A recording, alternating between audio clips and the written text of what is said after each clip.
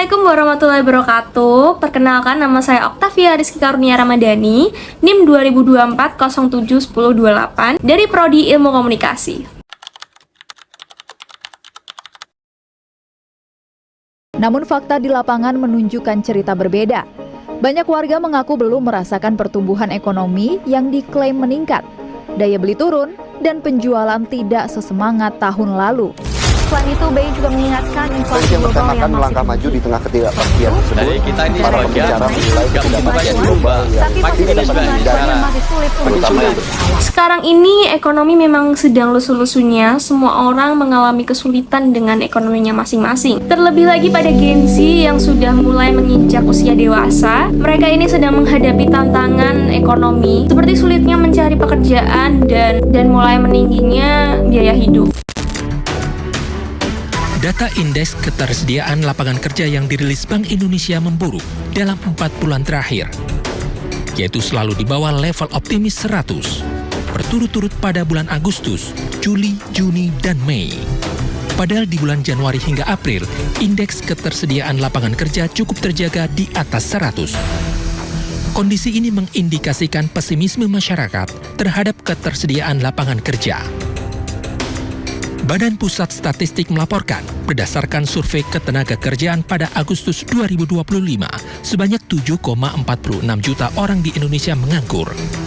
Oleh karena itu, harus adanya solusi alternatif agar generasi muda ini bisa mandiri secara ekonomi. Nah, salah satu solusinya itu adalah membangun usaha atau berbisnis. Dengan membangun usaha di umur 20-an, mungkin ini akan menjadi bekal untuk kestabilan ekonomi di masa depan kita. Banyak ide usaha yang bisa dicoba dan dikembangkan. Misalnya seperti ide usaha di bidang kuliner. Saya akan mengambil ide usaha kuliner dimsum mentai yang sekarang tuh lagi viral-viralnya dan banyak diminati oleh kalangan-kalangan muda.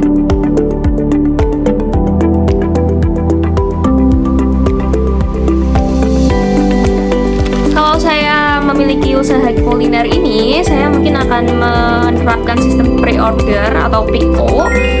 Dan karena saya mahasiswa, saya mungkin akan memanfaatkan waktu libur saya, mungkin hari Minggu, itu menjual produk saya yaitu dimsum mentai di CFD. Dan dengan sistem pre-order ini menjadi solusi sih dari mahasiswa yang pengen membuat usaha tapi masih ada keterbatasan modal dan waktu. Jadi kalau pre-order ini kita bisa menghemat biaya produksi ya, karena kita membuatkan produknya itu kalau ada pesanan. Nah, kalau dengan sistem pre-order ini saya harusnya melakukan promosi gencar-gencaran dengan media sosial, mungkin membuat konten-konten yang menarik customer.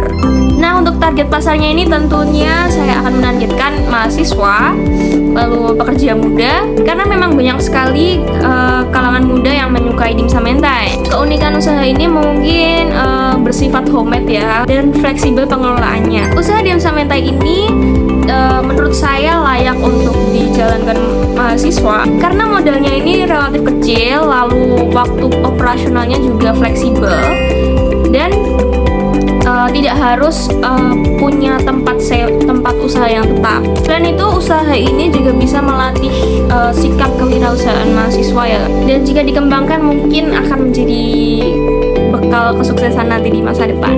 Sekian dari saya, mohon maaf bila ada kesalahan. Wassalamualaikum warahmatullahi wabarakatuh. Terima kasih.